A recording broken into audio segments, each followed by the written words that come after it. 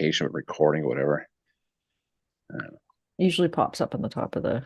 It's Oh, there preparing it the is. live stream There right it now. is. There it is. I see it. No reason to get excited. You were the one that almost held us up.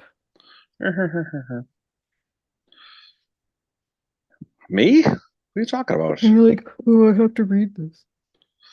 I did have to read something. I know. I had an important email I had to deal with. Why don't you just not worry about it? Just have a Coke and a smile. How's that for an idea? What? I don't know. Fucking idea what I'm talking about. All right. Whenever you are ready, you let me know, and I will be ready to go live. Well, we are live right now. Oh, I told you that. no, you didn't. All right. So I I did. guess I'm ready. Okay, fine. All right. All right. Okay, Mary. Okay. If you say so. What is going on? Yep, and we are. I think they're showing this at Getty's Gear this morning, which is pretty cool. Oh, that's cool. That's cool. That's I gotta figure out how to get on this thing. so yeah. No, If you're in Gettysburg this morning, stop by and say hi to our friends over at Getty's Gear. It's just over. Where is it? Baltimore Street or? Baltimore, right across from the Jenny Wade house. You can Yep. go see the Jenny Wade house. You can park in that lot there or on the street. Carrie Gregory and they run that shop over there, and it's a great place. It was good about it. I mean, now they have Atomic Cider, so you can get your drinks, you can get your Yep. cigars. You can buy your Olive Otis Howard picture. You could all that stuff. They have hats. They have Yep. it's kind of and there's a lot of great little shops in Gettysburg. You can go to a lot of mom and pop owned shops, but Gettys Gear is kind of the one stop shop. You go there first. Yep. That's what you do. So Yeah, that's great pretty coffee cool. and all that. Yeah, It's awesome. Good morning, Barbara. Yeah, so yeah. we released episode 130. Well, we released the video last night. We recorded yesterday evening, and then we released the audio this morning, and we finally got to talk about General Lew Wallace, who is like he's like the Norse. Barbara asked, why do you wear earphones? Oh, because just it's easier. Yeah.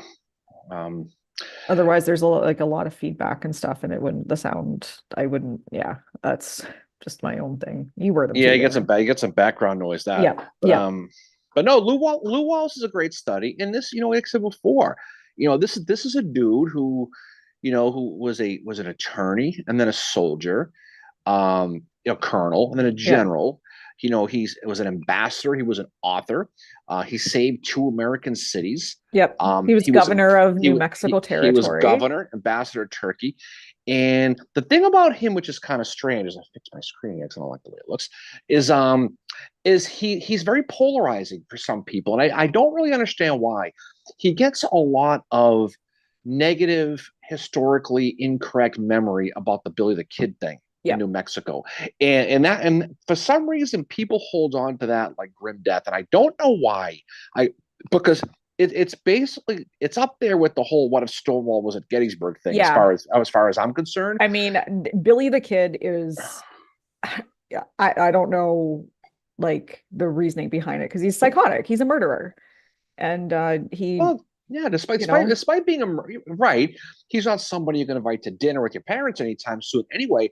But I mean, there's this theory, and I know where it comes from. It comes from the freaking Young Guns movie. I yeah, know that, but there's this theory where somehow Lew Wallace screwed him over and killed him and murdered. And not the that's case. you might as well say Abraham Lincoln was the first president of the United States because that's how historically wrong it is.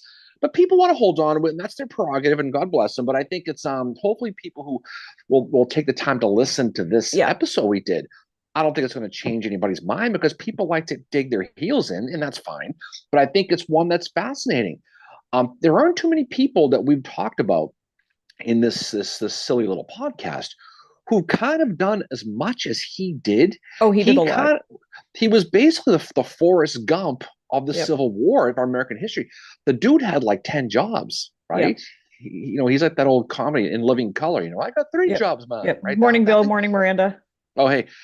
So it's a fascinating thing. He's an interesting guy in a lot of different ways. And I know we've been wanting to do an episode on Wallace forever, and we finally Yep. got around to it, which is pretty cool. The thing that, I realized is you really think it's Grant that is screwing him over, but it's not. It's Halleck, Grant's staff, specifically Rollins and Hillier, and then Grant in that order. Because I know that Grant's staff are trying to protect him, but I Mhm. think they were also just able, like they're not, I mean, I can't stand John Rollins. I can't. I know a few people who worship him, and I'm like, I don't get it. I don't get it. I mean, yes, it's sad that he died young and all this other stuff, but he is such an opportunist when you look at him and what he does. Well, there's a lot of guys like that. I mean, Yeah. he's basically Walter Taylor for the union side. And that look, I don't. No one's going to blame anybody for protecting their boss or whatever. Even But Wallace they did. were, I mean, but they were you know, doing stuff that was very like Hillier after Fort Donelson told Wallace, you need to put me in your report that I was at the battle. And Wallace is like, I'm not lying on a battle report. And then twice he does this lampoon thing against Wallace where he calls him a coward, and it circulates amongst Grant's staff. And that's where like a lot of this comes from is well, it wasn't from the just staff. Wallace. It was your boy Burbsy Oh, I McPherson know. too. Yeah, I know. And he wasn't even that Shiloh, and he still slammed. I'm not a Yeah. huge fan of McPherson the more I study him. He seems like he was, I don't know. I don't know. I I like like him. I Burbsy. like I him, like but Burbsy. I like But him, but I think he's one of these people who who specifically has a lot of baggage. And if you read Gail Stevens' book, the one you just read, yeah, the book Shadow at Shiloh, yeah, she talks a lot about the misconceptions of Shiloh. But we've said many times is whatever you're labeled, and no yeah, matter what anybody says, you're not changing their opinion. Now, a couple, there's been a lot of people like this. We've done episodes on guys like McClellan, yeah, and where people don't, to the point when people call us McClellan apologists for simply yeah. telling a story. Okay, fine, but I mean, he's certainly somebody. Wallace Morning, is certainly MJ. somebody. Oh, hey, MJ. He's certainly somebody who has a label, and people don't want to go beyond what they think and what they think they know Yeah. in the face of absolute overwhelming evidence. And I would say guys like Rosecrans comes to mind, but I don't think anybody besides Lou Wallace has caught more infactual shit in their life than him. I'm Oh, sorry, yeah. And like he will spend after Shiloh, he will spend the rest of his life trying to correct that, and he goes back to Shiloh a few times. And one time he walked his route because he wanted to know. And it's his wife, Susan, who finishes his memoirs. He passes away in 1905 and she passes away in 1907. Um, and I think she really tried to champion that for him too. Like, this is a guy that, when you look at Shiloh, there's one person that doesn't get much blame, and that's Sherman. And yeah, I've had he skates at Shallow. I like, I've had people say to me, no, Sherman had a really good day and he knew what he was doing and blah blah. I'm like, no, he didn't. He's right. If you read his letters to his brother, he's like, we don't know where the rebels are. They might be here. And then he ignores the report from Appler, Right. like it's crazy. Now, the thing about him was, and this goes for Grant too. Exactly. Yeah. If you read their memoirs, or Sherman's or Grant's memoirs, not they never admitted to the fact that they were surprised by Albert Sidney Johnson at Shiloh. Yeah. They basically hinted they knew he was coming. Very similar to Sickles claiming he knew Longstreet was coming, Yeah. which was not true. It's clear by the story with Appler and how they got overrun. That they were surprised. And there's no shame in it. I mean, for God's No. sake, you get surprised, but they got pushed back. And when you look in the story with Wallace and his third division, they're up at Crump's Landing and they're sitting around. And this here's the whole thing. If you kind of step back and you look at Shiloh, right? When we have Tim Smith on Mhm. next time, we're going to talk about this because he's a big Shiloh guy. This is the Western Theater, Tim Smith. Yeah. He Halleck sent 15 dispatches to Grant telling him not to go and attack Johnston at Corinth because until Buell gets there. Yeah. And he had to have known that Albert Sidney Johnson knew that Grant's army was up in Pittsburgh Landing, sitting around whittling, Yeah. doing nothing. And he knew that once Buell came and he got to 70,000 men, that his 40,000 man army had no chance. They were going to, it's like an Indians in the playoffs. See you later, But I think he knew I think he knew Johnson was going to attack. I think that's where it comes from because he's like, Yeah. well, we're sitting here. He knows where it's split up. We know he knows Beulah's coming. He's probably going to attack. But when April 6th comes in the morning, he gets hit. He was not expecting that. I don't care No. what the hell he says. But I think that's where it comes from, is they knew he was probably going to attack, but not at that moment. Yeah. And while this is all going on, what's Wallace doing? He's at his camp and he's sitting around looking for ways. He's about 5 miles away from different parts of the army, and he's like, well, if I need to get down there, if I need to get to Pittsburgh Landing, if I need to get a communication down, the river road's flooded. I Yeah. can't use that road because Snake Creek is overflowing because of the water. I need to take that Shunpike. I need to widen it. I need to make it passable for artillery and my 7,500 men. So he does that. And the controversy, of course, comes when that whole letter went down, the whole dispatch with Yeah. Baxter, when it gets dictated to Baxter that, go tell Wallace to go to get to Pittsburgh Landing, where Wallace says is very specific. He says, I was told to get to the Union right, to Yep. watch the right. And so what does he do? He takes the Shunpike, which is what, of course, he's going to do to get to the right. And then you have people looking for Wallace and trying to find him, because I think Grant was probably confused at the orders he sent.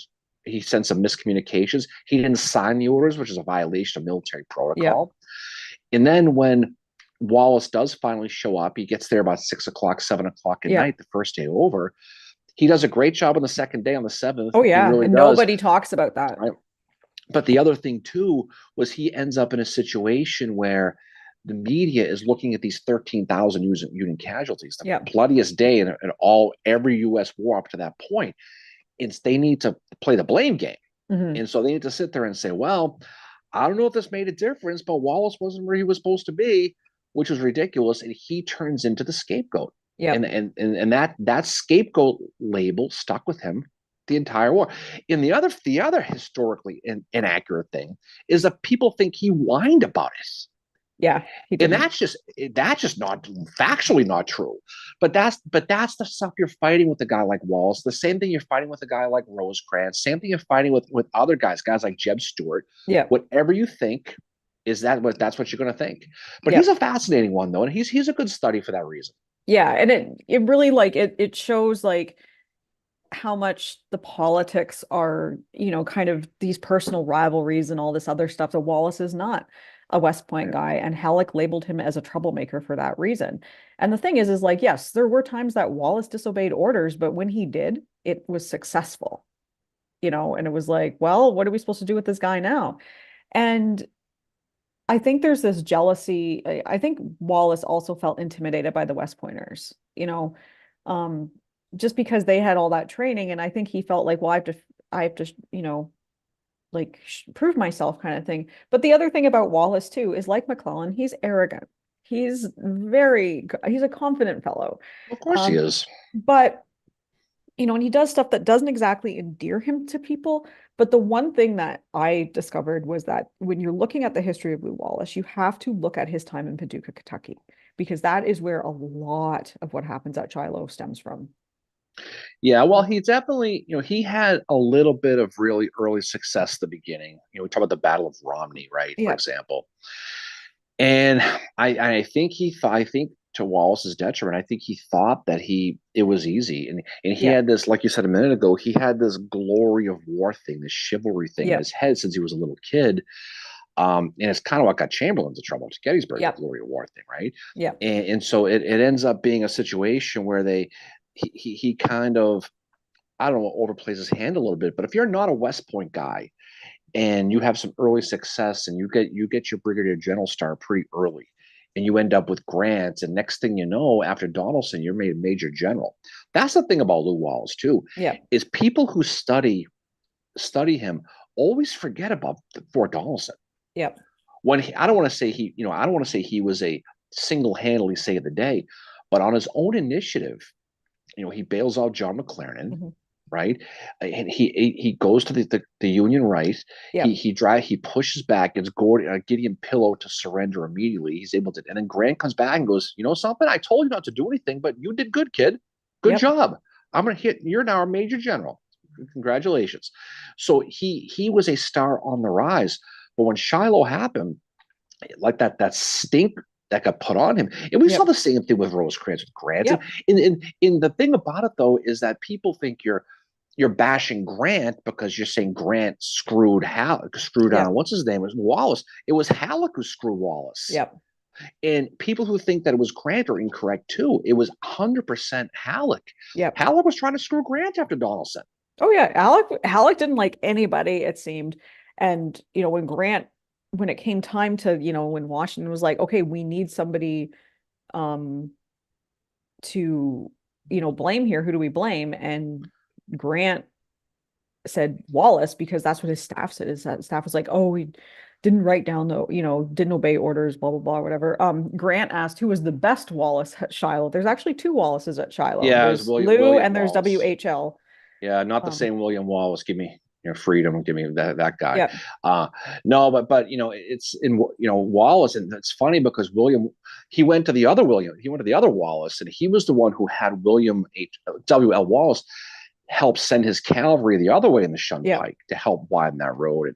But yeah, you have dueling Wallaces. Mm-hmm. Yeah, but I definitely think Lou Wallace was the best one at Shiloh, despite no, he was, but I think he got stuck in, and Grant got stuck in it too, the Halleck slime machine, where Halleck, who ultimately wanted all that credit, and he's going to look for a blame. But when the newspapers are talking about 13,000 dead, what the hell, and you need someone to blame. You need someone, and Lincoln's not going to take the blame, and nor should he take the blame, to be honest. And Grant was the one in charge. It's not his fault that Buell was a day late. It's not his fault that Johnson attacked, but it is his fault that he was surprised by it. He wasn't better prepared for it. But he did obviously rebound the next day, lick him tomorrow and all that stuff.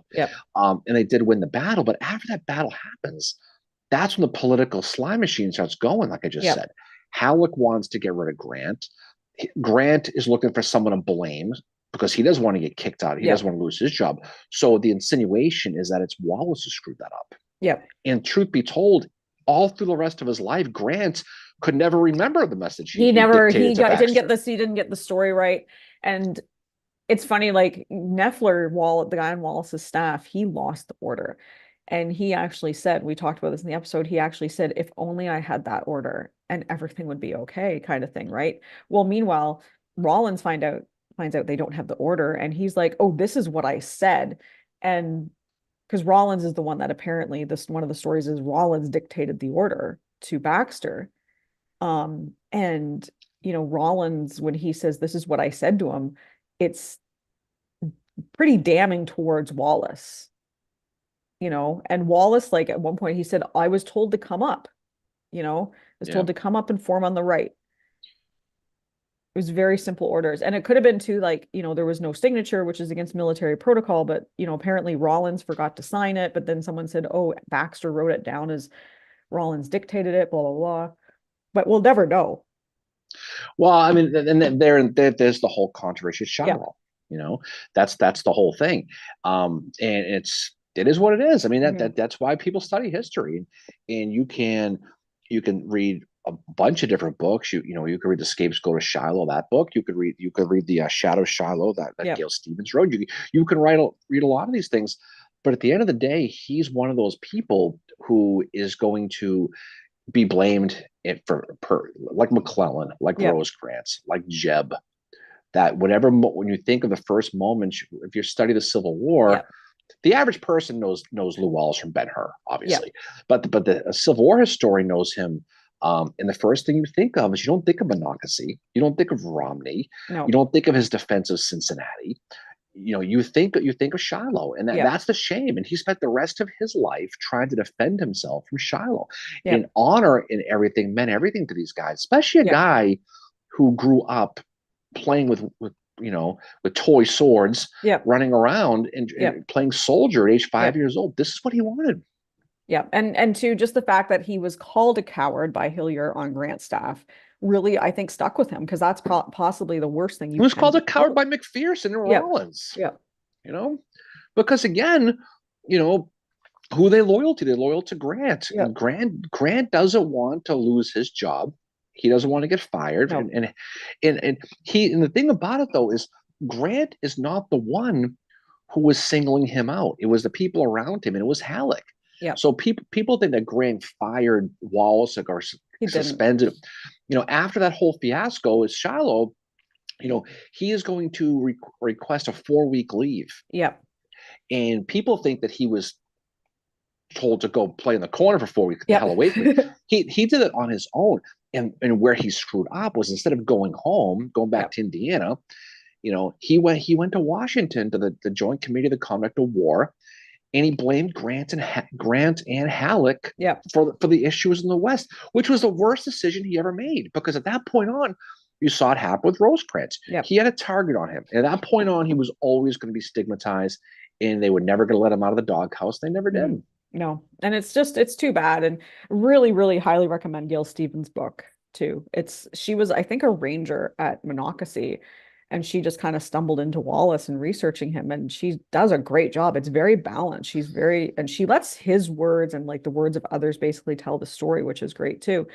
But she's got like, she does say like, this is a guy who's confident and very arrogant, but at the same time, he deserves a much better reputation than what he actually has. Like Monocacy is the battle that saved Washington, D.C. I mean, he gets a lot of credit for that now, but Yep. even after the battle, Yep. you had They didn't people in want it. Washington. Grant reluctantly gives him credit. Because he basically says, well, you retreated again, you failed again. Now you're talking about a 3-to-1 odds, Yeah. right? And that's what you would deal with the Battle of Monocacy. And so, but he did save the Union, because he at least that battle, because he ultimately was able to Yeah. slow down that Confederate onslaught coming for a while. And that was a big army he had to deal with at the Battle of Monocacy too. Mhm. I mean, you're talking basically, I think it's about 12, 14,000 against Yeah. 5,000 guys, and you're able to slow them down just enough for Grant to get some Sixth Corps guys back to places like Fort Stevens and defend the city. And that's the Battle of Monocacy is always a fascinating one, because for the whole war, Lincoln was obsessed with protecting Washington and Yep. Baltimore. And at the moment right before the election, when he needed to protect it most, he left it exposed. He let Yep. Grant take the heavy artillery guys away Yep. to go fight at places like Cold Harbor and Petersburg. And the city was defended by invalids and citizens, Yep. which is weird, because if Jubal Early gets into Washington and forces Lincoln away, and with the Copperhead movement and the peace movement, they might have said, forget it. Yep. And everything, Atlanta, Vicksburg, Gettysburg, Antietam, everything, emancipation, everything he did would have gone out the window, because he Yep. got caught with his pants down. And Yep. that's why Wallace is important. Yep, exactly. And it's not like, I know Sherman takes credit for his taking of Atlanta and it winning Lincoln the 1864 election. I don't really agree with that. Like, I agree he's definitely a factor, because Atlanta is a very, very important city to have. And that is going to really break the morale in the North or in the South. But I think there's three different things that factor into the election. The first is Monocacy with Wallace. The second is Sheridan in the Valley doing what he's doing. And then the third is Atlanta and Sherman winning Well, that. Atlanta was the thing that was like, okay, you know something, we're going to win this war. That was the Yeah. thing. So he felt confident. But with an election, there's things called October surprises that come out of left Mhm. field, right? Where right on the eve of the election, something pops up that Yep. changes the electorate. You see it in modern elections, Yep. right? And that's what happens. And so this was an October surprise. And for all the goodwill and the trust that he gained after his army finally breaking that quagmire, Yep. diggity, right? You ended up having everything almost go out the window, Yep. because you get caught with your pants down. Because Yeah. he listened to Grant, and that's the thing too, which is weird, is that he trusted him explicitly, and I guess he earned it. But he had to know that if Lee, and he probably never expected Lee to break off anybody, guys like Will McCausland and guys like Jubal Yep. Early, to break away and go through try to retake the valley again, and then make a run at Washington. I mean, that it's just, for, like I was saying a minute ago, for all the years of him losing sleep at night, afraid of Yep. losing Washington, and having those 56 forts surrounding the city, at the crucial moment, he left it exposed. Yep. And Lincoln probably doesn't get enough No. bashing for that, by the way. You know. Yep. Frank's on here. He said good morning, and he says happy 160th of the start of the Petersburg campaign. Yeah. And then our friend Bill Etzkorn's on here, and he's like, Sheridan in the Valley in 4 months. We are going to find out. That's correct. Looking forward to that. That'll be a Yep. good time. We were Yep. down there in Winchester a few weeks ago. We saw his headquarters Yep. down there, which right before the Cedar Creek, and probably Sheridan's best moment, along with Stones River, I'd imagine. But that's okay. But no, Yep. but that's the thing, is that it just goes to show you can prepare and you can do all these things, but if you're not ready at the crucial moments, it can cost you everything. Yep. Right. I just want to mention our friend Bill has podcast as well. He does a podcast. Yep. He's got a good podcast. He's Yep. And so Called Rally Around the Colors. Rally at the Colors. So check them out. If he's on it, they do good work. So Jeff, definitely check. There's a lot of good Rally on the Colors. There it is. Rally on the Colors. There's a lot of good podcasts go. You know, we talk about a lot of the big boys. You know, Jim and Eric's podcast, Battle of Gettysburg podcast, obviously addressing Gettysburg. There's a lot of good ones, but Bill's one's a really good one. Check that out. He does a good job. I just posted the link to it for people to check out if they want. Oh, very cool. Very cool. Yeah. And so anybody who puts themselves out there and talks about this, especially in this environment right now, kudos to them, because it's I'm not sure how much crap they take. We get hit once in a while, but not as much as I thought you think we would. No, not, I mean, we've taken, like, you know, if someone dislike, like, you know, you get it more than I do. Yeah. Well, I do. I mean, I thought I was going to get hit over what I said about Rollins the other day with the Sir Hiss thing, but I mean, and I might still, for how I was towards him in the episode. That's all good. Grant said addressing Gettysburg is where I learned about your show. Very cool. But yeah, addressing Gettysburg, they do a good job, and unfortunately for them, their Get Out of the Car tours is going on hiatus for a little bit because of some red tape at the Park Service, and they'll figure that out. They'll get through that. But Matt's a good guy, obviously. Back when Veronica was on there, she's left now. But there's a lot of we've been on there a handful of times, and they're good. It's good people. It's fun. They do a lot of stuff. They're focused obviously specifically on the town and the stuff that goes on. But I'm glad he got that off the ground. He's got it going before we did, but he's a good friend of ours, and so we're happy to see him succeed, and hopefully he continues with that. So and then Bill, I was just looking at Bill's podcast page, and they've got quite a few episodes. Their latest episode on Rally on the Colors is actually with Jim Hessler, our friend. Yeah, and Jim obviously does a good job as well. We were fortunate to hang with him at the Great Gettys Gear a few weeks ago, and him and Michelle, and that was a great time. By the way, we haven't really talked. We talked a little bit. But we haven't really talked too much about that. Carrie did an awesome thing by hosting that. It was great because a lot of people came. It was a good crowd. And so we really, really enjoyed that. And so it was cool to do that and see a lot of cool people, meet a lot of new people, and just kind of nerd out, drink some cider, have some cigars, talk about history, and just have a good time. So he does good work, and he supports like all the local companies and businesses too. So and that's the whole thing too, is you want to make sure that it stays local.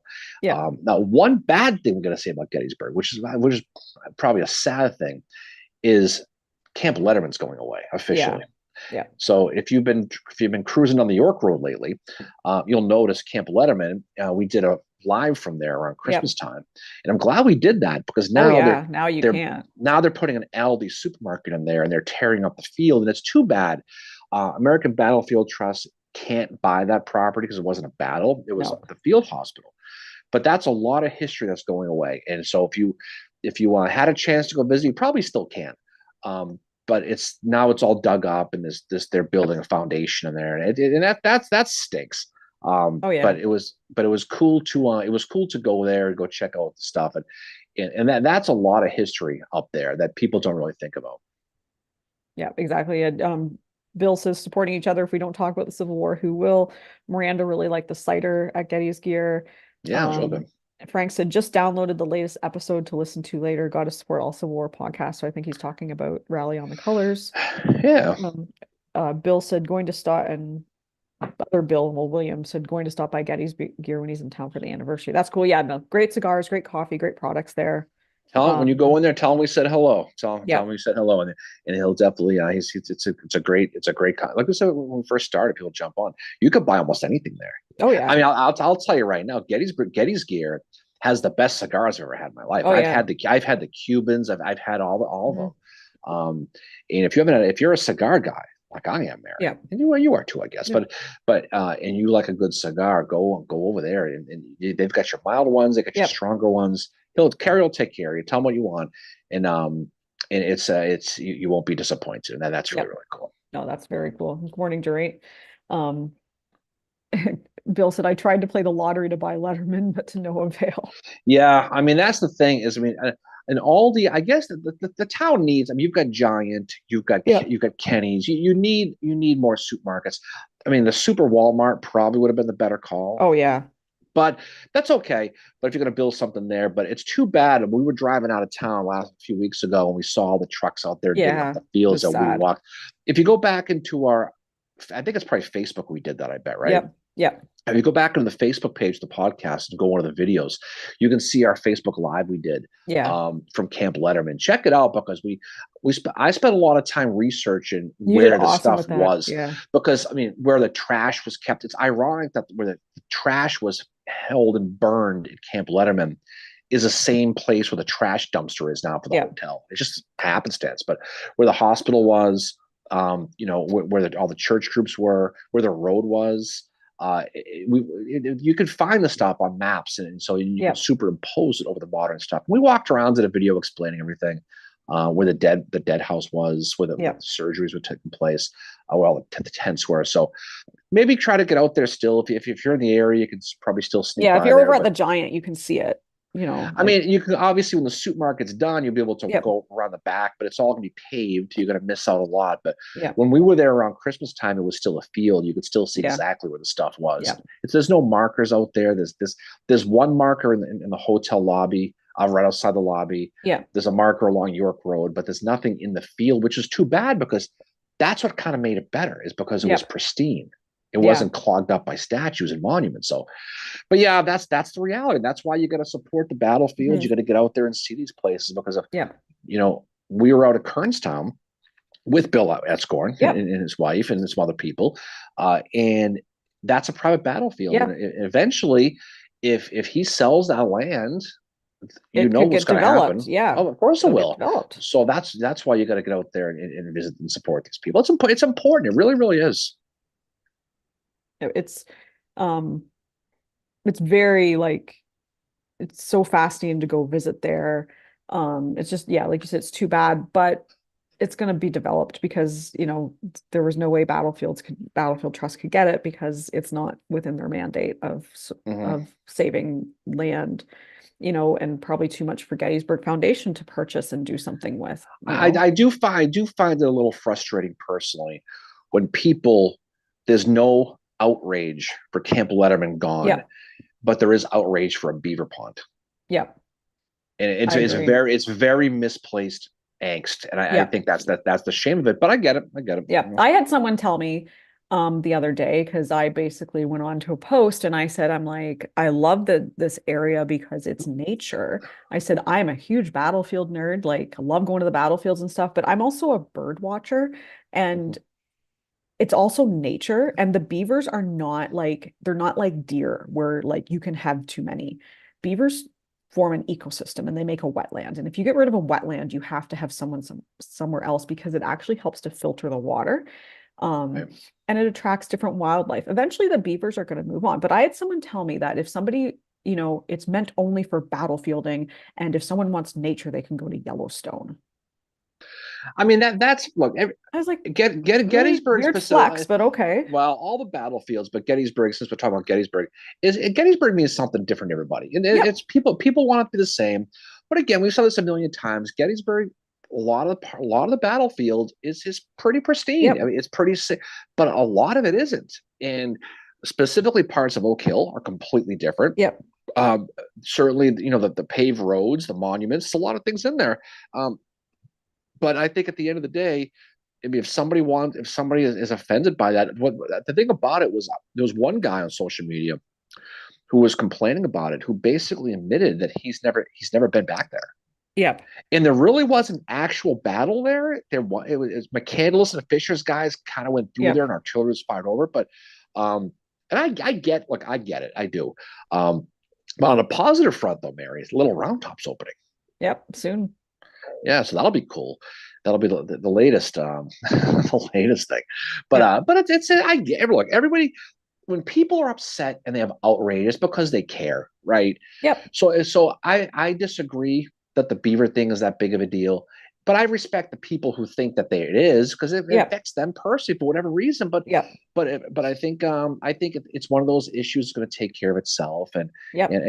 but the world will be fine again. Don't worry about it. Yeah, but you have so many acres of battlefield to explore at Gettysburg, It's like, hearing one person, some history person last year saying they couldn't go to Gettysburg for the anniversary because what's the point? Little Round Top's closed. It's like, Well, those are the people who spend more time with their technology than they do in their history. But right, yeah, but that's okay. That's fine. It's pretty soon the world will be right again, Mayor. I can sit on yeah, my secret place at Little Round mhm, Top, smoke my cigar, look out at the battlefield. yeah, And it's a great place. And so, yeah, yeah, anniversary is coming up again, 161.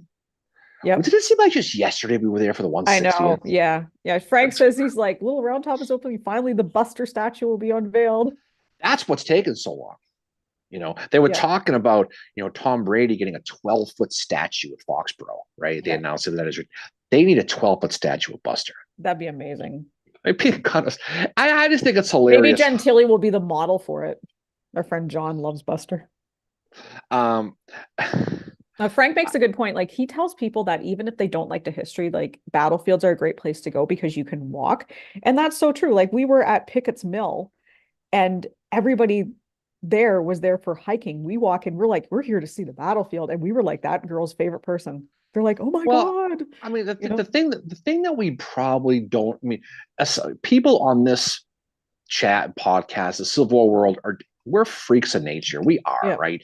But to the average person, um, places like Pickett's Mill, places like Bristow Station, places like Chantilly, they're dog parks. Yeah. Especially Bristow. Now we did a whole episode on Bristow Station, and I don't think you and I have been there, but I've been there a No. couple times, and it's basically just literally, like I said, a dog park. People go Yeah. there, walk their dogs. You've got Biff and Sarah walking around with their Yeah. little dogs, their tennis shoes on, Yeah. complaining about their lattes, Yeah. carrying their dogs in Northern Virginia. Yeah. But again, but Bristol's a great battlefield if you know the history. You can walk down to the train track right down there, where Sykes got a friggin' ass, Yeah. that whole thing. But it's still a good place to go. Gettysburg, for the most part, I mean, people hike, they jog, they take Yeah. the segways of all things. Yep. Mary, you ever been on a Segway? Nope. Don't No, want me to. neither. We should do a Gentili Segway said, I'm sometime. working on it. Carving these things takes time. I can see him with his shirt rolled up, Yep. got that sweat rolling down his face. I can see that whole thing going. God. But but it is funny though, is when how many people will ask about Buster. And Mhm. that's cool. It means they watched the movie, but it's just one of those things. Yeah. Or they've read the book too. Durant says, I'd love to visit Antietam and Gettysburg sites and also Mary's Heights at Fredericksburg to see why it was so destructive to Union troops. Mary's Heights, unfortunately, there's not much left. It's been No, developed. And the, it's the, one of sto- those sad. the sunken road's still there. I mean, Marie's Heights, which is basically the cemetery behind you, is still there. And John Mary House, that whole thing is still there. But when you stand and you can see for the most part where it was, and it goes down a slope, but it's a neighborhood now. Yeah. And there's a really good restaurant down there, like a little beer Yeah. hall that's on there. But the thing about Fredericksburg is that you got to go to Prospect Hill, you got to go to Yeah. Slaughter Pen Farm, which is basically just a little bit to the east, and that's pristine. Yeah. You can go there and you can see the breastworks and the cannon, and that's the place in Fredericksburg to go. But Yeah. Marie's Heights is still there. It's where the visitor center is. You can see it, but you have to use. They have a little area of the original stone wall, which Yeah. is maybe 10, 15, 20 feet long, but there's not much. Antietam is beautiful. Yeah. Just don't expect to get internet in Antietam No. because you're in the middle of nowhere. Gettysburg is a full town around the battlefields. There's Yeah. hotels, restaurants, bars, all kinds of stuff. In Tatum, there's nothing. It's there's really nothing around there, but it's beautiful though. You could walk the fields at Antietam, go to the Mummer Farm. Yeah. You can go to all these places, and really you're almost seeing what the soldiers saw, which Yeah. is really really cool. Gettysburg too to a point, but Gettysburg's been built over a little bit. Um, but what's good about Gettysburg and Antietam is people who visit those battlefields. Those are two of the very rare battlefields that are open fields. Yeah. Most of them are in the woods, so Yeah. you Like kind of Chickamauga and Tammy like mentioned she's going to Shiloh and Corinth next week. oh, very cool. Yeah, so definitely go take the Shun Pike. Go follow our Lou Wallace where Yeah. he went. But a lot of these battlefields like Shiloh, like Chickamauga, Pickett's Mill, a lot of the ones in the West, you were fighting in the woods, so it invalidated the artillery. Yeah. See, Gettysburg, you very rarely fired artillery unless you could see it. Yeah. In those battlefields in Tatum and Gettysburg, you can, but a lot of them you can't. You want to see But like where troops are really like where really destructive battles is go to Kennesaw Mountain. Kennesaw's Cheatham another Hill. one. Yeah, yeah, Yeah. absolutely. It's very like that's one of those kind of like what was Sherman thinking? Same with Pickett's Mill, just slaughter, just like why? And they couldn't use, there was no way they could use cannon at Pickett's Mill. No, you couldn't. There's no, they couldn't get the cannon in there. I mean, No. Howard himself, you're stumbling around basically in the daytime. You're still walking around in the dark because the forest is so thick that everyone's been in the middle of the woods where you've got to climb over stuff and you got to walk around. But that's how that battle was. So knowing that you could stumble into the enemy who might be 5 feet away from you at any time, Yeah. it's like swimming in the ocean with a shark. You don't know where the hell Ugh. it is, but you know it's out there, Yeah. right? But that's what's cool about these battlefields, and they're also different in a lot of different ways. I mean, obviously, I like Gettysburg. That's my Yep. favorite, but I get it. Frank, anyone been to Schrute Farms? Shrew Farms. That keeps coming up all of a sudden. I think there's Yeah. a meme floating around. I think that's There what is. that was. Yeah. On Civil War Lampoon, one of those Facebook pages. Yeah. Ambrose says over in Kansas, the Battle of Mine Creek is pretty well preserved, just a path cut with a lawnmower and a few markers here and there to explain where you are in the original battlefield. Yeah, it's a lot like Kernstown. You know, which there's a few Kernstown markers is really here and cool.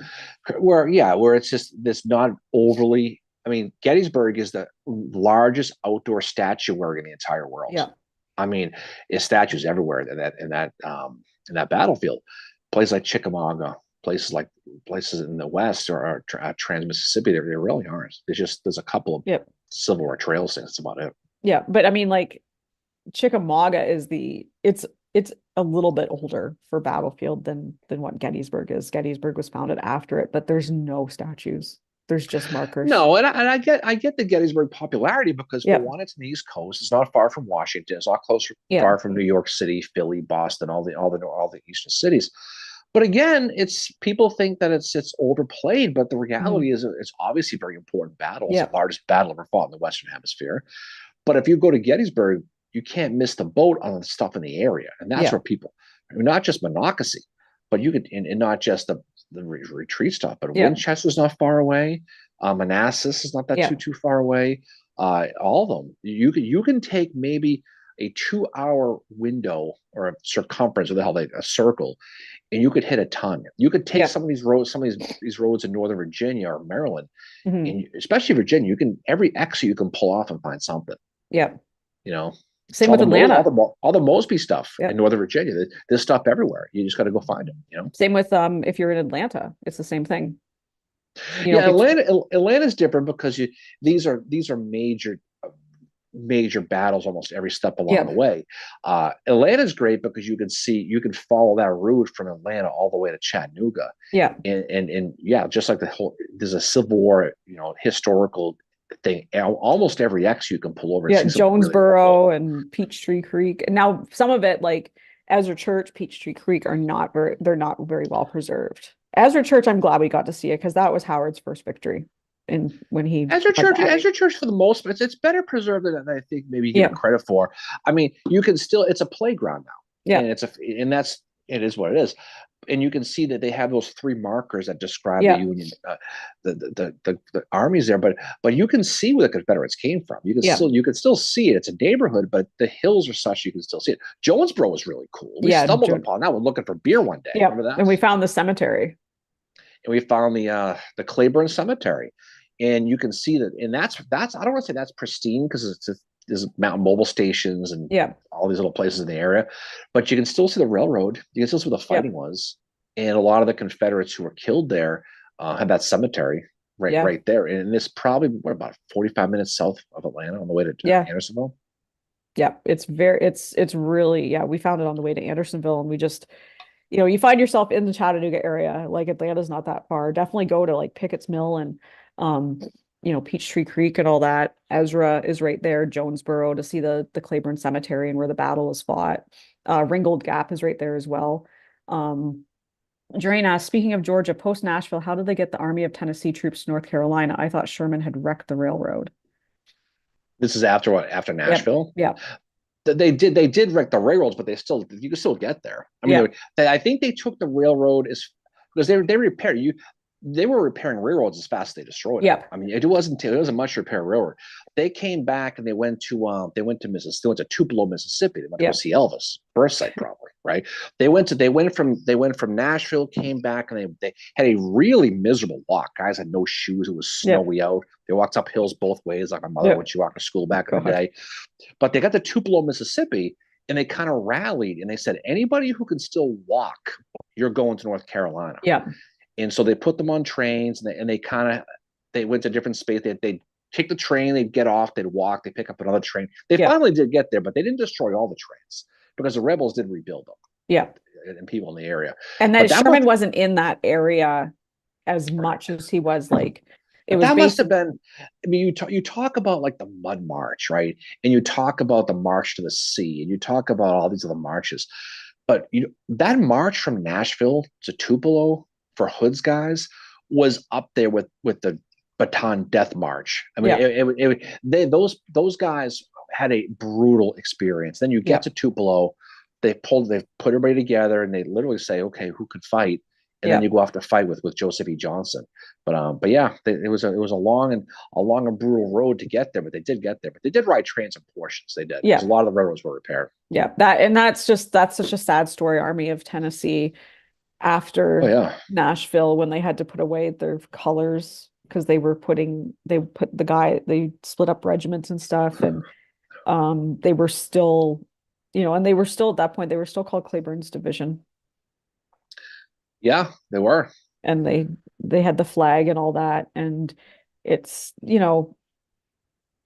it's really sad, and it doesn't get talked about a lot, that march that, after Tupelo. Speaking of Tupelo, isn't that where S.D. Lee said he had a big victory and he actually didn't?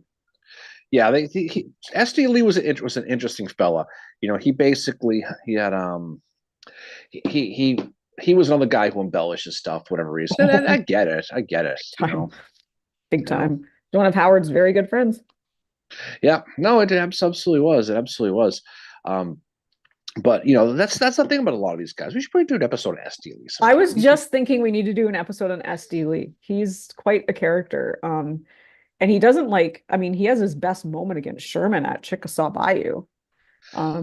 They all have their moments. They have their moments. They do. I mean, not so many people can say they beat Sherman, right? Because Sherman didn't fight as much as he gets reputation for. He certainly did, but he didn't.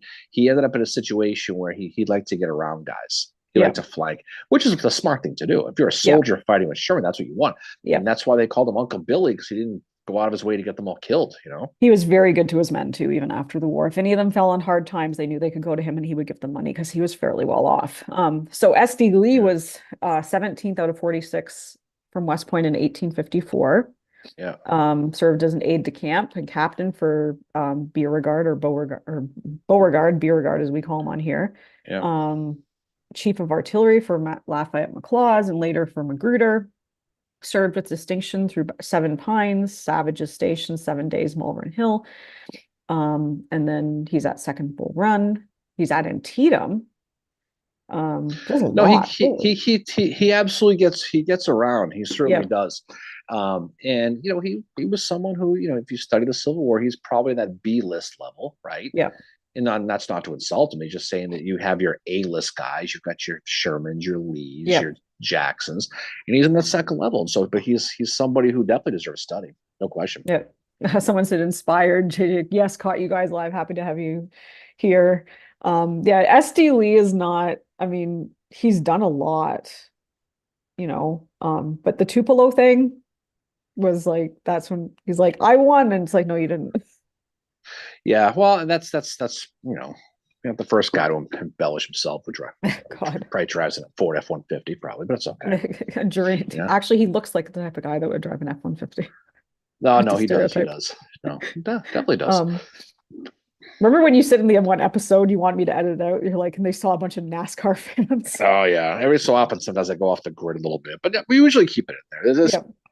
You did leave that one in. There's very little Yep. we edit out of these things, but yeah, some of the stuff I come up with is pretty funny. But yeah, Um, no, I mean, go ahead. What was I gonna say? I was gonna say, Durant says it's why British World War I general historians love Sherman for those flank attacks and moving around.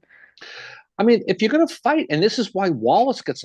No one talks about Lew Wallace at Shiloh besides Yep. getting lost in the woods and chasing Yep. butterflies, and people think he did. But that second day on April 7th, what he did while you had a lot of the Union armies hitting frontally, recklessly exposing themselves Yep. frontally, Mary, he was going around, he kept finding himself on the flanks and behind the Confederates and had them to fall back. And that's what Sherman was brilliant at. His Atlantic campaign, that's exactly what he did. Where he got in Yep. trouble is places like Kennesaw. When he got sick of doing it, or in that case, Johnson blocked him, he had to fight in the front, and that's when he Yep. got in trouble. Now, again, Rambo couldn't have beaten would have won a Kennesaw. Kennesaw is a No. brutal battlefield. Oh I yeah. mean, a brutal ground at Cheatham Hill. Good luck. Good luck to who the hell you're fighting there, because Oh, that's that's that's a brutal. three levels of breastworks Yeah. on top of a hill. Yeah, And and then there was that one Union guy that he made it through all three. yeah, you got to be a different site, a different sort. I mean, to get to a place like Yeah. that. Yeah. Well, he was determined. He unfortunately was killed in his grave. You can still visit his grave on Kennesaw. Yeah. No, it's good though. I Yeah. mean, it's good, but you think about it, and we've talked about this before. Guys like David Ireland, 137th New York, Ringgold Yeah. Gap, walking with their weapons like they were walking through a hailstorm. Yeah. It's a different world. It is. Oh, it is. And, Yeah. and so when a lot of these dudes like Wallace, like Chamberlain, talk about the glory of war, you can see why it pissed a lot of people off. Yeah. I know it Howard pissed off didn't Ellis like that. Spear. Yeah. It pissed off, like Howard didn't like that at all. He has this thing after he writes about it after Gettysburg, how he's like, we cannot glorify this for these young boys. And he's also, he's writing it post his son's death, who was killed in a war. And he's saying this is Yep. it's not a glorious thing to do this. No, it isn't. War is hell, and let us not grow fond of it. There's a lot of Yeah. quotes from people like Lee and Jackson. These guys talk about it, but you got to do what you got to do. Orders Yeah. are orders, right? Yeah. It was a long time coming. We've said this a million times. If this thing sputtered for the 30, 40, 50 years, Oh, with the technology. you could have had airplanes, mustard gas, machine guns. Yeah, but you had machine guns coming out at the end of the Civil War. Right, but you could have had, it could have been a lot worse. Yeah. So if you're gonna have it, that's when to have it. But Yeah. yeah, but what's great about it is you can go visit the places, and you're not getting this. People think that people who study the Civil War got this weird bloodlust thing, like, No. no, it's because I know how important it is, because it really helps tell the story of today's world, Yes, today's yes. politics, because the wounds of the Civil War are still there. Yeah. And you can go to certain parts of the country, north and south, especially the south, admittedly, Yeah. where it's much more visible Yeah. in people, and then that's the thing. And it's when if you look at the Ken Burns video with Shelby Foote there, and he Mhm. says, I mean, people rip on Shelby Foote, and I get all that. I like that. I happen to like Shelby Foote, I do but too. he has that one quote when he says, for the most part, the Civil War happened during this country's adolescence. Yeah. And just like people, things that happen in your adolescence tend to stay with you for the rest of your life. Yeah. And that's kind of why it's important, because you still see the impact. Yep. You definitely do. And the other thing I've taken to studying is in the Rev War, the political side of it. So people like John Adams and Thomas Jefferson are very fascinating to study, because, Jefferson, especially with the slave issue, is very interesting to study. And I just finished a really amazing book about him called American Sphinx. It was really, really good. Really enjoyed it, but it helps you in a way you might not think of it, but it helps get that a better understanding of the like, realize that the Civil War was like years and years in the making. You read Joanne Freeman's book, which I know you're reading, and I just finished it, Field of Blood, and you see that the violence in Congress, leading up to it. I'm reading Demon of Unrest right now by Erik Larson, and um, I'm not quite done it yet. I'm listening to the audiobook, but I have to say I'm kind of disappointed in it. Just because he kind of creates this sympathy for a man like Edmund Ruffin, and he turns Robert Anderson so far anyway into not a great guy, you know. Well, I mean, look, we said this before. Everyone has their pluses and their Yep. minuses, and I Yep. haven't read the book, but I've heard you talk about it recently this morning earlier, where he kind of demonizes guys like Robert Anderson, and he Yep. kind of deifies guys like Evan Ruffin, and Yep. that's fine, and that's his opinion. That's his opinion. Yep. But I think like with any author, whether it be Stephen Sears, James McPherson, pick one. You have to kind of take it all with a grain of salt. Yeah. That's the whole thing. Yeah. You have to, they're putting their own spin on it, much like we see with the memoirs of the generals, like with General Grant. If you just read Grant and Sherman's account of Shiloh, that's a very different version of an account, say from Blue Wallace or somebody else that was there. They're going to put their own spin on it. Howard does it in his memoirs too. They all do. They all have these biases. Of course they do. Yeah. I mean, you have to, that's what you have to be aware of when you're reading and studying it. And that's why we say, like, read, question what you read, and then continue to read even more. Like, even read stuff that you might not necessarily agree with, because it helps you give you that point of view. Durant says he's reading Sears, Lincoln's Lieutenants, and it's good, but there's definitely part where he copied and pasted from his old books. Yeah. Well, that's where Stephen Sears gets in trouble. Now, Stephen Sears, I've read almost everything Stephen Sears has written. I'm not a huge Sears guy, admittedly, because for what he just said, especially when it comes to guys like McClellan, yeah, right, where he takes a lot of stuff that's been since debunked and disproven. And he goes with that, and then he basically uses himself as a source for later books. He's got I don't know if McClellan stole his girlfriend or something, but he's got a real thing against McClellan. He's got a real thing against Howard as well. Like, well, right. I mean, and he's a very good writer, and his book on Gettysburg is one of my favorites. But I mean, but you have to understand, you're reading someone's opinion, their slant of it. Yeah. Even if you read Edwin Coddington, his book on the Gettysburg campaign, it's very factual, and that's why the guide exam people read it, because it's got a lot of facts. Yeah. But even he puts his own personal slant into it, and that's okay. Oh, they all do. Because everyone does. I mean, if you're going to write a book, I'm going to write a book. Anybody here is going to write a book. You're going to write what you think. Yeah. Right. And we see it a lot with guys like Kent Masterson Brown. Yep. Right. And in Guelzo, well, they have it. These are two of the most brilliant historians that exist. PhD level people. They have a complete different image of George Meade. 180 degrees. Doesn't mean one's right, one's wrong, but it's just funny how you could take history.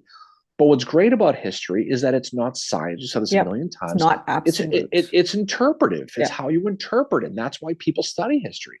But that's you could be really, really smart and have an opinion that people don't agree with. Yeah. But that's what's cool about it. That doesn't mean they're wrong. It just means that's their opinion. Yeah. That's like, I kind of got hit on Facebook because I agreed with the author in the Jefferson bio that I don't know if the Sally Hemings affair happened. And, Monticello is saying, like, yes, he was the father of those children. But what they don't say is that it's a Jefferson. It's not 100% known that it's Thomas, because we don't have his DNA to test. Right. And it just goes back to that, like, you can never do an absolute. Nobody's right, nobody's wrong. The truth is somewhere in the middle, and we'll never know. Much like the meeting at Moritz Tavern that Howard had with Reynolds. We'll never know because Howard is quiet about it. Well, that's the thing too. There are certain guys like Howard, guys like George Thomas, who didn't write anything, or they chose not to for different reasons. and that there's nothing wrong with that. But there's that's why it's cool. Every so often, somebody will discover like a Yeah. manuscript or a letter or a note. And tomorrow there could be a letter that comes out about anybody, Yep. Jackson, Grant, that changes the entire historical narrative. Yep. We see it a lot with the Lincoln assassination. Yep. We have a whole bunch of books on the Lincoln assassination. Almost every one of them are different Yep. because they use different sources and stuff. Yep. Stuff still pops up. Yeah. It does. Exactly. No, it's fascinating to study it. It's, and like I recommend Sears to people because it's a good, especially with Gettysburg. But like I said, I don't agree with some of what he says, especially about McClellan and especially towards Howard. He is very unfair to Howard in his book about Gettysburg because Well, he takes that, isn't he he takes the letter that Buford wrote and says he's talking about Howard. Meanwhile, we yeah, don't know. well, I mean that's the thing too, is that Buford writes that letter, and a lot of people, guys like Ed Bars, Yep. right? Guys like a lot of people who don't like Howard. Bars died a couple of years ago. He had that famous Yep. story where he thought he had a heart attack in front of the Howard statue in Gettysburg and didn't want Yep. his last sight in the world to be Howard. But again, you're taking this information and Yeah. Buford's letter, for the most part, basically said to be there seems to be nobody in charge here. Yeah. But again, I think he's talking specifically about the mayhem. Yes. I think he's really talking about Doubleday. Yeah. And this is an unfair shot to Doubleday too, because after Reynolds went down, everything fell apart. Yep. Doubleday takes command of the First Corps. Howard takes command of the fields. Yep. Shirts takes command of the 11th Corps. Yep. But you can see the absolute mayhem that goes on at that moment. So of course you can't tell who's in charge because everything's blowing up around you. It's like, like I said before, it's like eating a sandwich next to a bee's nest flying around you and trying to stay calm around it. People are running around, they're losing their minds. And so people take that letter to be some indictment of Howard. Yeah. Because they pick and choose, and that's fine. That's their opinion. But I guess that's the challenge with the stuff. Yeah. And it's okay to Ambrose says, I hate when historians use absolute because they can almost always be proven wrong. It's like you can have your opinion on something, but that opinion can also change. If you read, as Sherman used to be, like I thought Sherman was a great general for a long time, but the more I studied him, the more I'm like, oh, he's not. Well, he's a great general, but he's great at maps. He's great at organization. Not so great at fighting because look, fine, okay, but you're fighting against a strong army. You got to give credit to the other team too. Sometimes when you get beat in a fight, like Howard, he lost to Jackson at Chancellorsville. Doesn't mean that he's a bad general. It means that Jackson got his pants on that day. Yeah, and nobody ever talks about it being Jackson's greatest moment. It's all like, haha, look at the 11th Corps they ran. But when it comes to history, and this is something we talk with Gary all the time, Edelman, and there's no such thing as absolutes, like he said, in history, because there's everything besides the Rebs fighting Fort Sumter. There were battles. They surrendered, at Bentonville, Appomattox. That's everything else is interpretive. Yeah. So you can't say this guy is the best. This guy is the worst. If Jackson was at Gettysburg, all that, you just can't. You have to realize that there's so much, that goes into this, and with stuff coming out really all the time still, and with so many undiscovered and underappreciated people like the Lew Wallaces, like the Joseph E. Johnsons, like the John Mosbys. Yeah. There are a lot of people who people know who they are if they really study them, but as stuff comes out, you realize the more things they did. Right, Lew Wallace, Battle of Romney. That had that butterfly effect that led to Johnson retreating from Harper's Ferry and giving the Union back to the railroad back to the Union again. So things like that people don't talk about. Durant says nobody talks about Jackson's non-performance in the 7 days. Oh, we the thing about that, Jackson, people like to talk about Stonewall. They like to talk about the Valley, and they like to talk about Chancellorsville, especially. Yeah. But they don't talk about the 7 days, right? They don't talk about Kernstown. No. And so, and it just goes to show that that everybody has their good and their bad, but what spin you have on. I don't mean like a Doug Soltall Freeman boner alert spin, right? But I mean like they tend to focus on, if you like someone like Stonewall, you're going to Yep. talk about the Valley. You're going to Yep. talk about Chancellor. You're not going to talk about Kernstown. You're definitely not going to talk about the 7 days, No. right? You're not going to, if you like Armistead, you're not going to talk about Malvern Hill, right? No. You're going to talk about maybe Gettysburg. You're going to Yep. talk about things like that. So it's the spin you want to put on it. It doesn't mean Yep. they're wrong. It just means that your focus, depending on where these people fall in your allegiances, you're going to talk about what you like about them. Yep. Everyone has the It's people they like, right? Yep. I mean, I'm planning on writing a book about Howard. I've already started the research, and I'm going directly to letters, to his words, to Yeah. tell that's how I want to tell his story, because Mm-hmm. so many people think he drops off the planet after Gettysburg. The thing about Howard is he's like a lot of them, but he learned from his mistakes. You never hear people say that about him. I there was a really, really, really nasty post about him in January on a Civil War Facebook page that I ended up leaving because couldn't stand one of the moderators on there.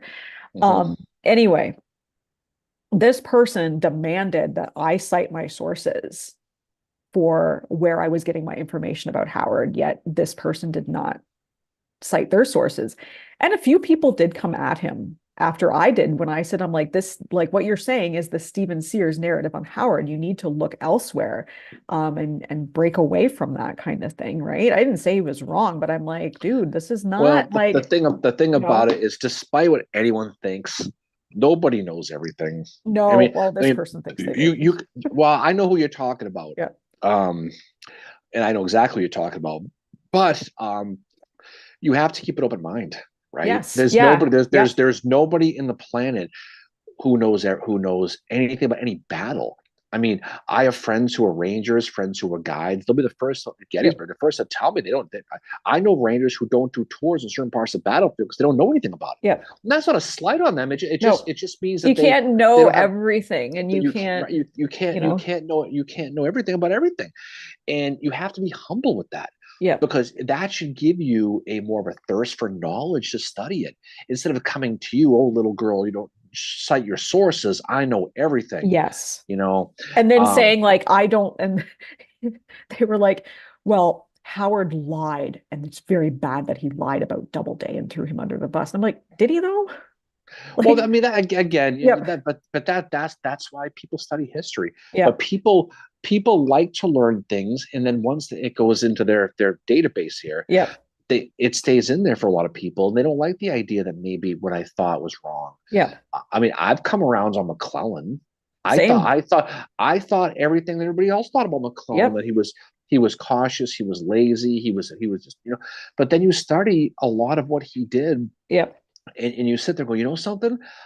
I'm not going to sit there and tell you I'm a McClellan, whatever, but I can appreciate a lot Yep. of the stuff he did without falling that lazy, slow Mac thing. Yep. I can appreciate the fact that you take over after Second Manassas, an army that was in complete shambles, that John Yep. Pope screwed that whole thing up.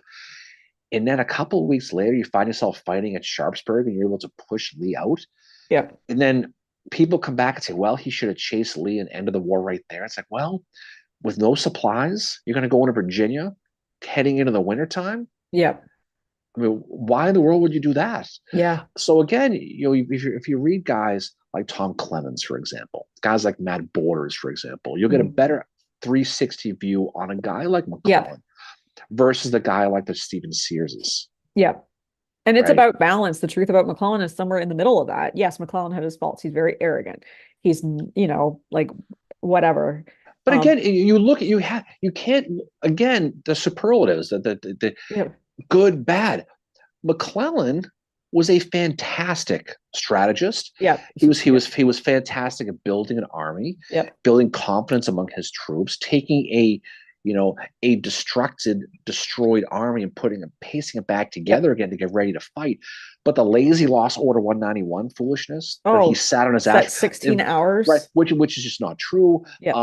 The post Antietam chasing Lee down is just simply not true. But again, because if you study the Battle of Shepherdston, right, and you get a much better idea of what the plan was and what he did, because he did chase Lee. Yep. He did. And and he blocked Williamsport because Lee. But people don't really understand a lot is after Antietam, Lee was falling back to redeploy and come right back. Yeah. And if McClellan didn't defend Williamsport, didn't defend Shepherdstown, he was going to come right back. Because he did, he forced Lee back into Virginia. Yeah. He kicked him out again. People don't really study that aspect of McClellan. No. Glowjam, did Doubleday really invent baseball? No. Of course he did, and hockey. Yeah. No, the funny part about it was, we were in Cooperstown a month or Mhm. so ago now, a couple months ago, and there used to be a really good painting of him at the Hall Yep. of Fame, and I was looking for it. Unfortunately, it's Couldn't gone. I find don't it. know Yeah. where the hell that is. But no, he was at West Point while baseball was theoretically being invented. Yep. So if he was in Cooperstown, then the commandant of West Point might have been surprised at why he Yeah. left camp. And who the hell knows where that all comes from? And if you go to visit his grave at Arlington, there's always a baseball there. Yep. Someday I'm going to leave a football there. You should, just to mess with people. But for real though, if you want to look at a guy like Doubleday, you can really appreciate what he did on the first day at Gettysburg. You really can. Yep. He was wise enough to deploy the 6th Wisconsin to charge a railroad cut. Because after Reynolds died, which I have to imagine was the last thing they expected. Oh God, right? yeah. Which is weird because they have a headquarter monument for Doubleday, which is not true. But regardless, he did a really good thing at Gettysburg just to get replaced by John Newton because of politics. Yep. Yeah. It was like, too, like you look at Howard's reaction to finding out about Reynolds, and he's thrown into this situation. He's the youngest corps commander at Gettysburg, and all of a sudden he's in charge of the field. And he's coming off of Chancellorsville. And the other myth about Gettysburg that is not true is about Hancock, that, and people like to rip on Howard saying, oh, he was like, really, like just really scattered and like, freaking out by the time Hancock got there. And when he was at Elizabeth Thorne's place, he was apparently like all animated and stuff. Well, if I'd been up since 4:30, and I got to the battlefield and found out we're not only are we having a battle, I'm also in charge of the field now. At some point, I'm probably going to have a bit of a meltdown. Like that's the thing, is these guys are human. They're not like, at some point you're going to kind of break a little, right? And when Hancock arrived on the field, he's fresh eyes. Of course, he's going to be calmer than Howard is, right? And so I don't really think it's fair to hit Howard for having a bit of a meltdown at some point, because I think any of us would have, right? No, well, again, Reynolds getting wounded and ultimately getting killed. What was the last thing anybody expected? You talk about Howard being on top of the Fauna Stockhouse, getting his orders, and so Dan Skelly's going to run it and get him up there, and then everything that falls apart from that point on, because you realize, you've got 27,000 Rebs bearing down on you, and you've got 17,000 men at that point. So you're not talking about you're not talking about a gigantic disparity in men that you have. You're outmanned 1.5 to 1. They're coming from every direction. It's like the wheat field in a bigger version. They're coming from everywhere.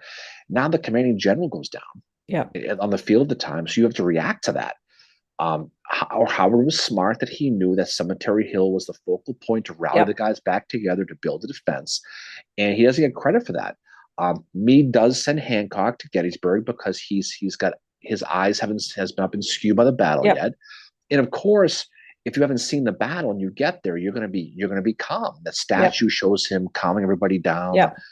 But again, if he were there from the beginning, I don't think the statue of him being all calm, especially Hancock, right? Exactly. And then it turns into Howard versus Hancock, and there's that rumor that Howard was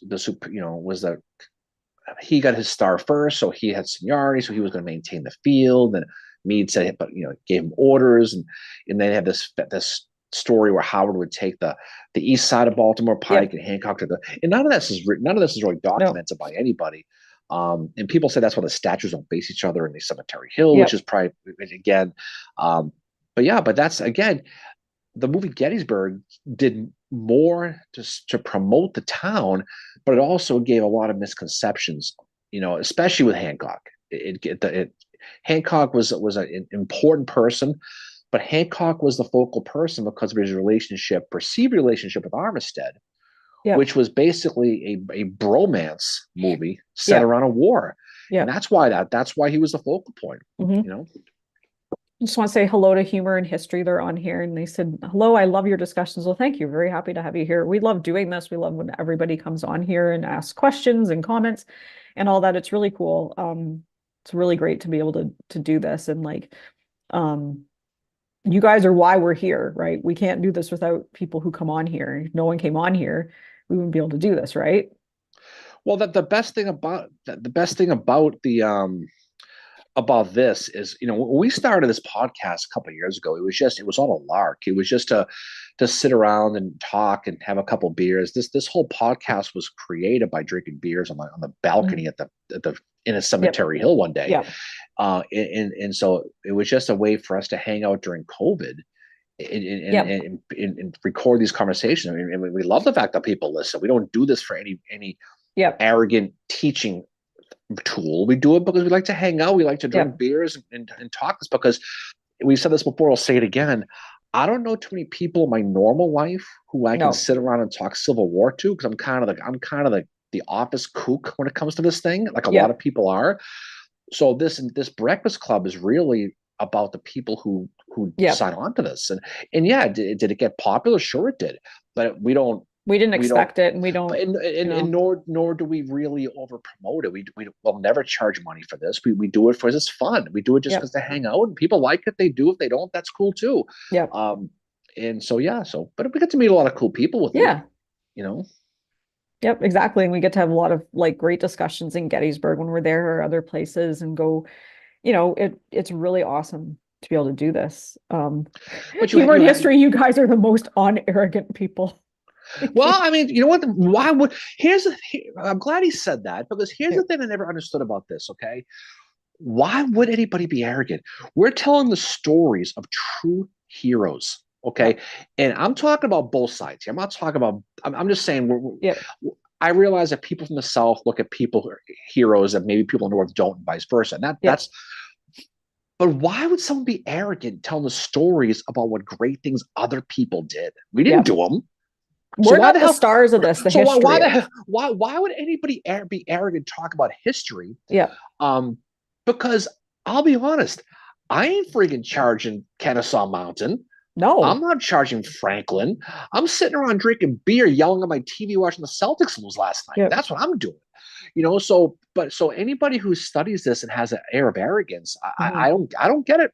I never did, but No. but It's I not think it's about us, it's about the history. We're just the story, we're like the storytellers to keep it alive so that, not only are these, the memory of these people staying around, but it's also to tell like some of the lesser known stories or to make it, get Lou Wallace's story out there so it's not always Shiloh that people are talking about. Kind of like, and I think each of us has somebody that we champion for a little more than some of the others. My guy's obviously Howard. I like to get no. I want to get his story out there. On the Confederate side, love Granbury. He's Mhm.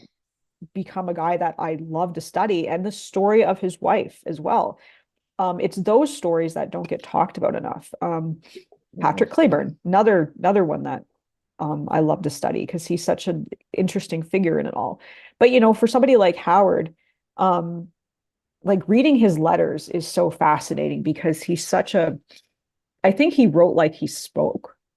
So you get an idea of how he spoke. And it's very much like, Mhm. and he writes to his kids and he draws them pictures. And he's got that one picture where he was like, this is me, this is my tent. Yeah. Here is the dog that we have living with us now. He's very human, like it humanizes them. And the way he speaks to his wife, you can tell they were very close, very good friends. And he doesn't honestly talk a lot about God. He'll say like to his kids, are you saying your prayers and stuff? But it's funny, like his wife wrote him one time and said, like, well, Santa came to visit the kids, Yeah. like Well, it just, I mean, they're you know, people, and that's the thing too. Is you got to humanize them. I for one of these philosophers, I don't know who the hell it was, but they said that people are alive as long as you keep talking about them. And, Yep. and so what's great about anybody who does any kind of this stuff is if you're talking about guys like Wallace or David Clendenin or any of these people, you're keeping them alive. You're Yep. telling their story. And I know a lot of people here on this thing, they'll go to battlefields or they'll go to Civil War cemeteries, and you can tell that you're probably the first person who's been there in forever. Like Who's Schurz. we went to go see Carl Schur's grave. He's buried in Yep. Sleepy Hollow, New York, right? The whole headless horseman thing. That's where Yep. he's buried. And we were driving back from Pennsylvania back here to Massachusetts. We just said, "Hey, let's go see his grave." So we pulled Yep. over, and it was obvious that we were the first people to Yep. visit that grave. We went to go see Albion Howe's grave here in Massachusetts, right in Yep. Cambridge, and it was all overgrown. David Ireland's grave, John Yep. Cleveland Robinson's grave down there in New York. Yep. People just don't do it. So you talk about them, you keep them alive, you Yep. appreciate, you talk about the good, you talk about the good, bad, you talk about the ugly, but you got to talk about them, right? You got Exactly. to. Yeah, Frank said, I can't believe there are people that complain about this podcast for the use of foul language. Maybe we need more I wonder where expert. that comes from. God. But the thing is, too, is these guys swore as well. Well, of course they did. Yeah, And that's the funny part about it. You sit there and they think they talk about, "Sir, I must question your valor, sir." That's yep, not the way. A lot of them wrote that way, but that's not how they talked. no, They talked like everybody else. They used the f bombs. They talked. They certainly did. I yeah, mean, the Civil War was not that long ago. no. It wasn't. I mean, there were veterans alive when the Yankees won most of their World Series. That's how recently it God. was. But that's the thing. Um, but yeah, the swearing thing's funny, and you get hit on that once in a while. Oh, yeah, I Remember that do. one time someone said that I was driving with my kid listening to your live when that woman started swearing, I had to turn. And I'm it like, is kind of funny. it's It is. it's right. It's rated E for explicit.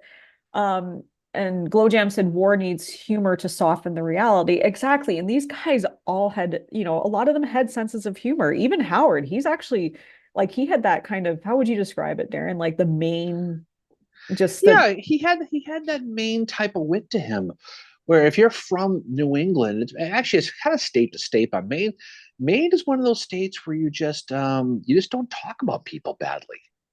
I mean, yeah, you're not publicly. I mean, you're yep, sarcastic, and you've yep. got you've got your you're very opinionated people, man. You'd always tell a Oh. Mainer, but you can't tell them anything, Yeah. right? That's the Well, way it's Howard always was been. he is I think he was pretty sarcastic at times. No, I they think they all they all they all were. I mean, yeah, you look at some of these guys we talked about.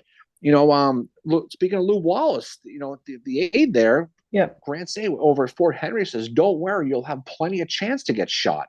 yeah. Trying to be sarcastic and lighten the mood. And Lou wasn't the type of guy who really had much of a sense of humor. No, no. And I mean, Really? they some of them didn't. I think Sherman did. I think Grant did.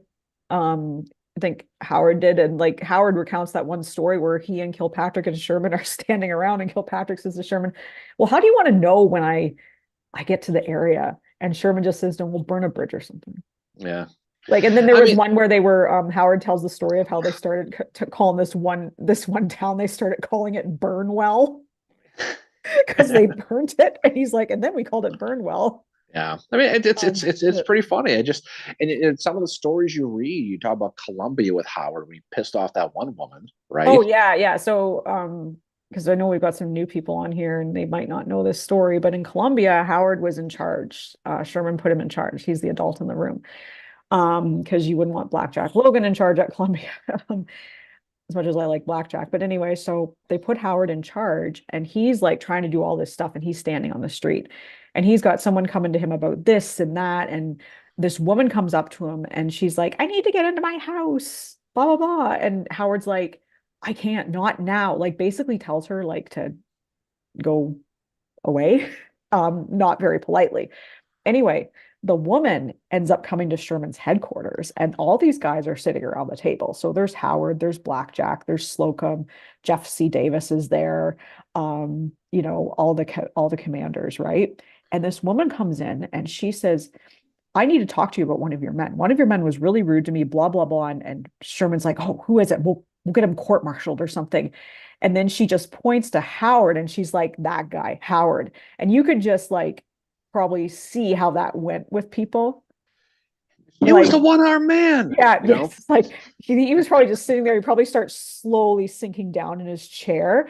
And, I think Sherman didn't expect that either. He probably thought, oh, this woman's probably talking about Blackjack or Jefferson C. Davis, right? No, it's Howard, you Yeah, know. well, that they're all look, they're all human. They are, and and so when you read some of their exploits, some of their stories, and we have a lot of fun with some guys like Earl Van Dorn Yep. and guys like that.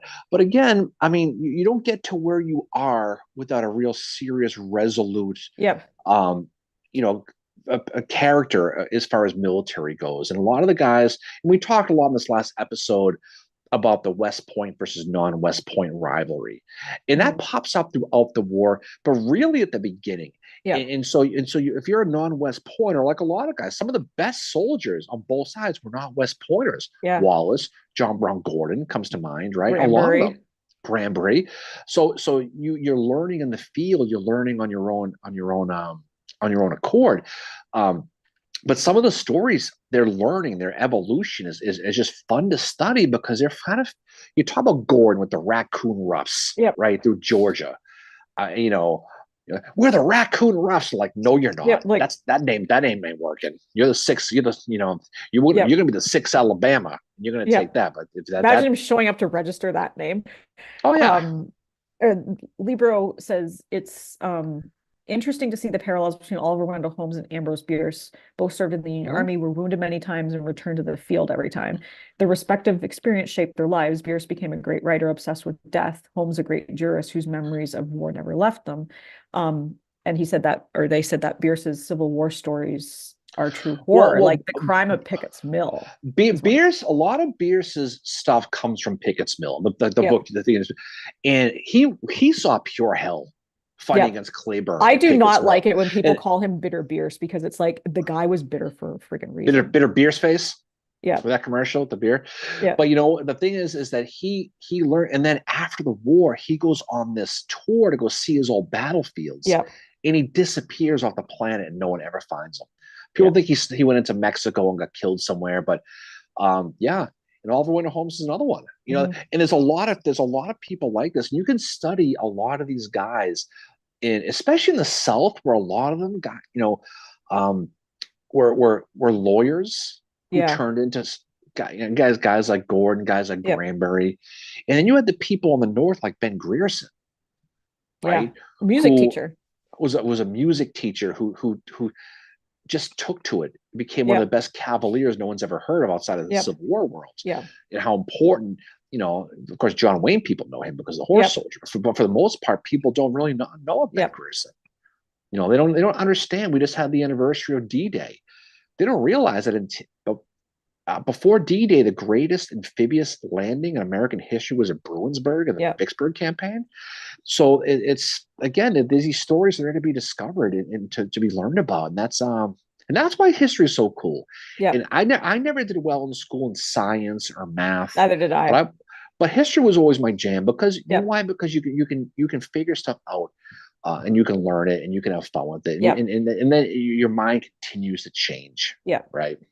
Yeah. You know who's good at, like, speaking of math, who's like, I find it fascinating. Howard was a math teacher, that he was, That doesn't like, surprise me. yeah. And so was Lou Wallace's dad was a math teacher as well, which is pretty cool. Yeah. David Wallace from Dunder Mifflin. Yep. Now I That get went that. right over your head in the episode. I said that. God. Bierce is deeply, Libro said, Bierce is deeply admired by Latin American authors like Julio Cortázar and Carlos Fuentes, who wrote a fictional novel about him called Old Gringo. Mm-hmm. Yeah. Interesting. Yeah, and he turned into one of the best horror writers. He Yeah. really did, and he inspired guys like Stephen King. Mhm. So like we said before, Mary, it all comes back to the Civil War. I tell people all the time. Yeah. It goes back to the Yeah. Civil War. But yeah, Yeah. like, I've heard some people refer to him as Bitter Bierce almost. Fun as an fact: Ambrose insult. Bierce during the Civil War drove a car he called Carrie. Never mind. Oh, anyway, we should probably get ready. Sometimes she falls for this crap. It's all good. We should get ready to jump off because we got things to do today. Oh yeah. We got a day today, don't we? So what's Drake coming mentions up? the best D-Day museum was a Canadian one. Well, thank you. Well, yeah. Well, we talk. I was Yep. telling somebody at work the other day Juno Beach was one of our finest moments. that don't discount the Canadians. Vimy with Ridge in D-Day. World War I.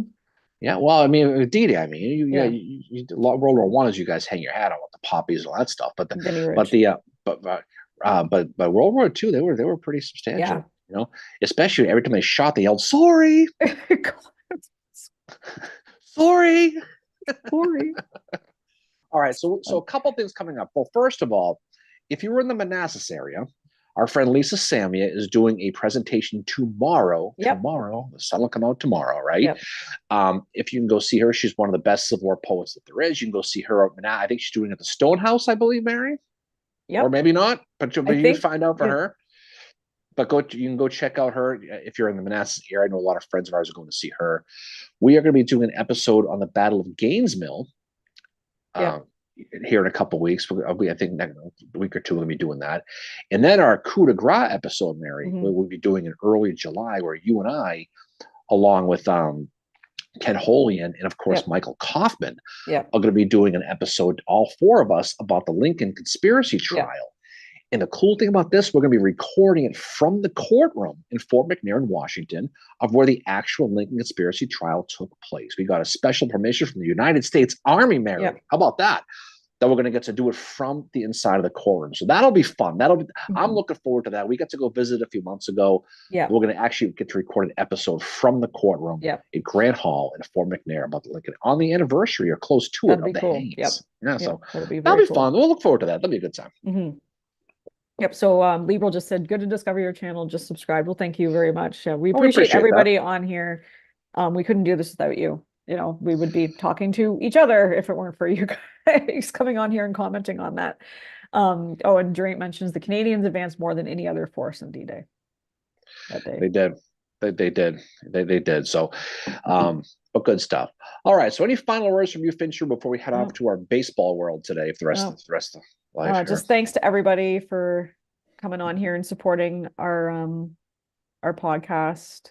We really, really appreciate it. And thanks to you, Darren, for being the most awesome Civil War nerd. I appreciate it as well. So everybody, thanks for listening. We appreciate it. Have a good weekend. Happy Father's Day to all the dads Yes, out there. happy Father's Day. Make sure if you're fortunate enough to still have your father in your life, give him a call, because it is you'd be surprised how important it is to get a call from your kid on Father's Day. Yeah. It's a great feeling. So hopefully, if you have kids of your own, and your kids don't end up like Lou Wallace, pain in the ass, hopefully they call you as well. All right, so Mary, off we go. Have a great weekend, everybody. Hopefully stay cool. Some really legit heat is coming next week, boys. It's going to be a Gold Bond powder week next week. You know what I mean? Okay, so get ready.